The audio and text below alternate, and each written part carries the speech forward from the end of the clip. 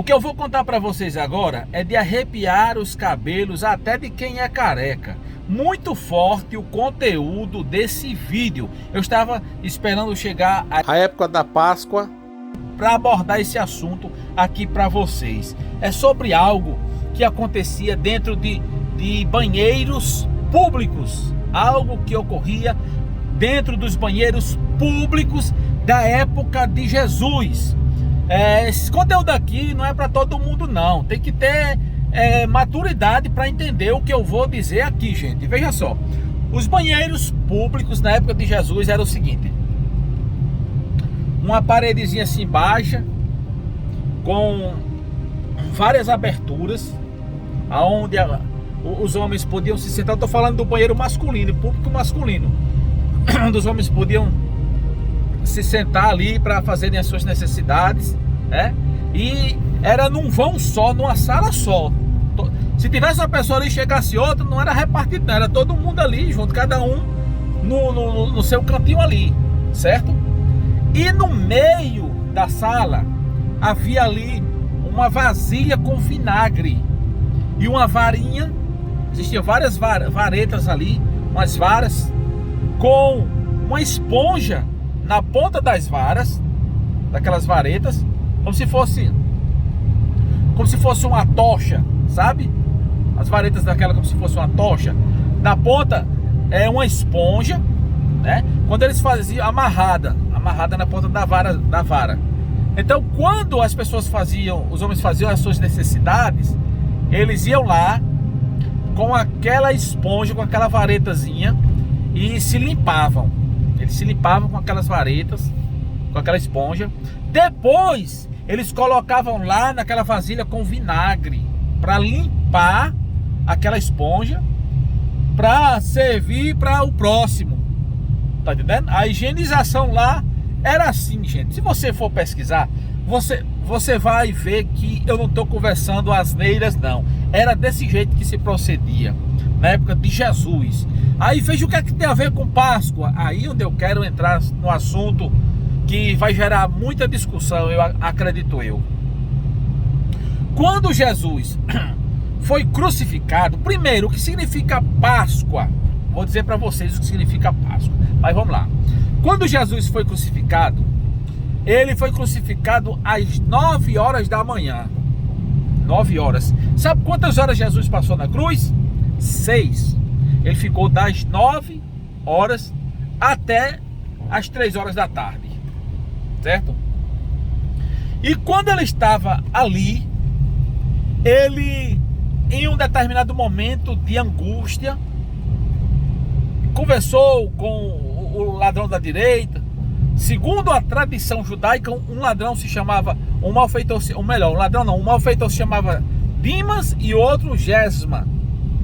E quando ele estava ali em profunda agonia, teve um momento que ele sentiu muita sede.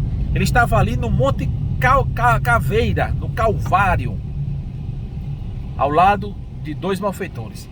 Sentiu sede. Um dos soldados pegou uma vara, com a esponja na ponta da vara, molhada com vinagre, e refrescou, colocou nos lábios de Jesus. Lembra do começo da história dos banheiros públicos que eu falei para vocês? Então o que é que acontece? Para algumas pessoas, aquela pessoa foi usada para amenizar a dor de Jesus. Aquele soldado, aquele cidadão fez um gesto nobre, humanitário, sabe? Mas para outros, ou para a maioria, aquele ali foi um ato de escárnio, de blasfêmia, de humilhação, porque era com aquela varinha, com a esponja na ponta, amarrada, que eles faziam as suas higienizações dentro dos banheiros públicos na época de Jesus. Então Jesus, ele foi humilhado em todos os momentos ali, sabe, gente? A natureza se revoltou, o sol negou o seu brilho, houve um terremoto, as pedras se fenderam, o véu do templo se rasgou de alto a baixo, de alto a baixo. Todos os condenados à cruz, os soldados quebravam as suas pernas. Jesus foi o único que os soldados não quebrou as pernas, porque a Bíblia diz, a profecia dizia que os seus osso nenhum do Messias seria quebrado, porque quando os soldados vieram para quebrar as pernas de Jesus, ele já estava morto, e eles quebravam para aumentar o sofrimento ainda mais. Um soldado ali jogou uma lança transfixando o corpo de Jesus, saiu todo o sangue, até sair água. Segundo a tradição judaica, o nome daquele soldado se chamava Longuim, né? Eu disse assim, São Longuim, São Longuim. Se o senhor me fizer isso para mim, eu dou 3 pulinhos, né? O pessoal diz isso, né? Então veja só, gente, pasmem todos vocês. Se você ficou até aqui agora, fica até o final, porque é forte o que eu vou dizer para vocês. O que significa a palavra Páscoa? A palavra Páscoa no original é Pesach, que significa passar, ou passagem, ou passar por cima. A origem da Páscoa é lá com os hebreus, certo? Lá no Egito, quando o povo de Deus estava preso, eram em torno de 3 milhões de pessoas. Eram 600 soldados de guerra, fora as mulheres e os filhos, em torno de 3 milhões de pessoas. E eles estavam lá no deserto. E aí Deus mandou um recado para Arão, para Moisés, para avisar para o povo que se preparassem, porque aquela noite Deus enviaria um anjo.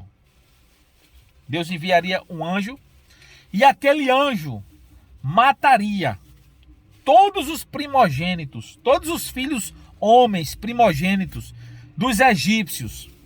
E o povo de Deus que estavam ali, havia escape para todos eles, se eles obedecessem a orientação divina. Ou seja, o recado de Deus foi esse: matem um cordeiro e assem esse cordeiro.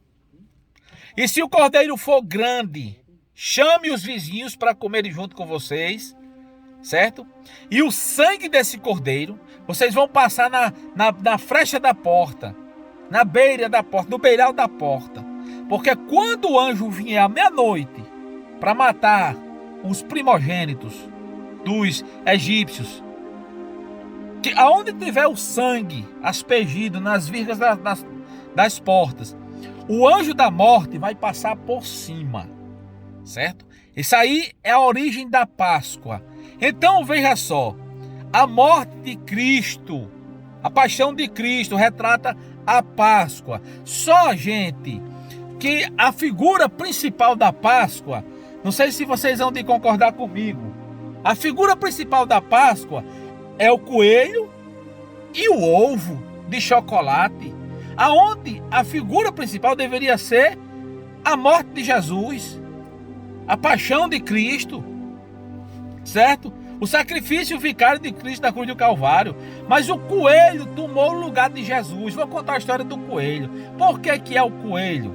Porque o coelho representava para os antigos a vitalidade, a fertilidade, né? O coelho é uma coelha, o coelho fêmea, não sei se o nome correto é esse, pare direto, praticamente todo mês, sabe? Aí representa a fertilidade, por isso que é o símbolo da Páscoa. E o ovo é porque as pessoas presenteavam uns aos outros nessa época, que representa também a vida, a vitalidade, né? O início, o ciclo da vida, o início do ciclo da vida, né? Explicaçãozinha bonitinha, né? Do ovo e do coelho. Resumindo em outras palavras, para tomar o lugar de Jesus, para tomar a primazia de Jesus, para as pessoas esquecerem de Jesus, para o cristianismo ficar em segundo lugar. Quando você entra numa loja, no shopping, no supermercado bonito, o símbolo está na Páscoa, né? Vocês vão encontrar o quê?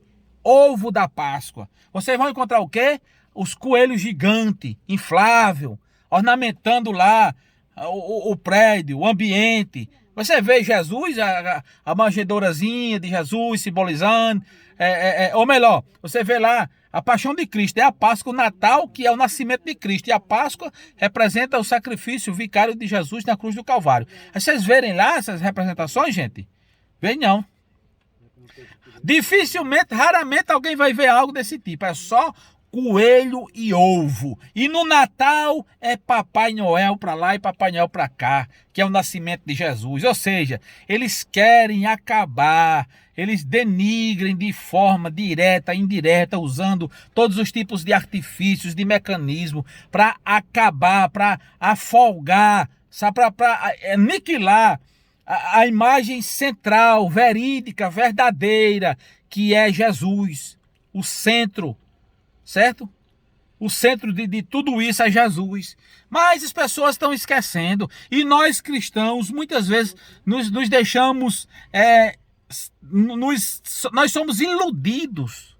Vamos muitas vezes, Maria vai com as outras, e nos iludimos com todo esse paganismo, certo? Desse misticismo religioso que tem invadido as nossas igrejas, a nossa comunidade, e tem desvirtuado as verdades sacrossantas da palavra do Senhor. Então tem muita gente que vai na ondinha. Então veja só, para finalizar aqui, lembra aí da varetazinha com a esponja na ponta, que colocaram na boca de Jesus com vinagre?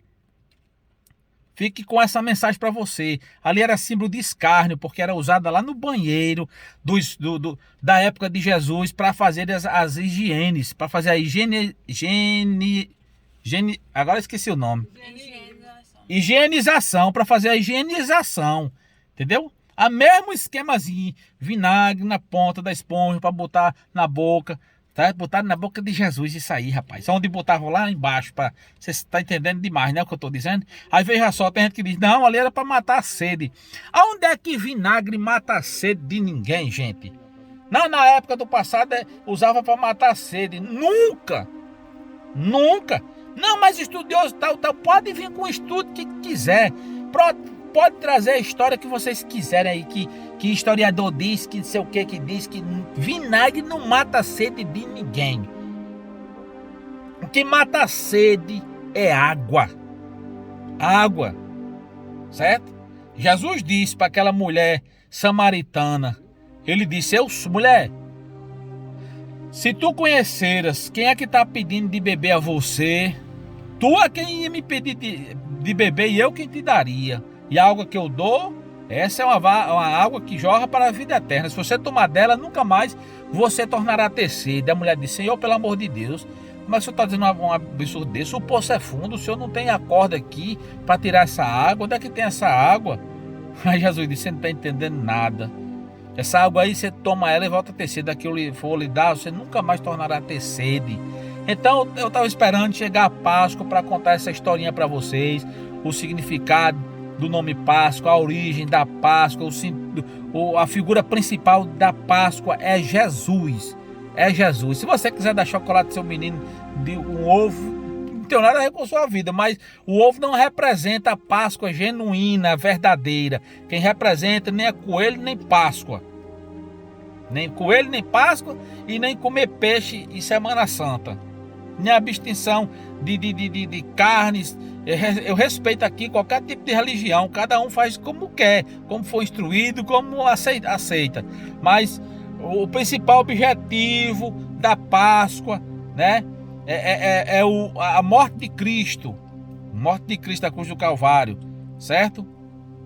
Tá bom? Então, um forte abraço aí para vocês e até a próxima, se Deus quiser.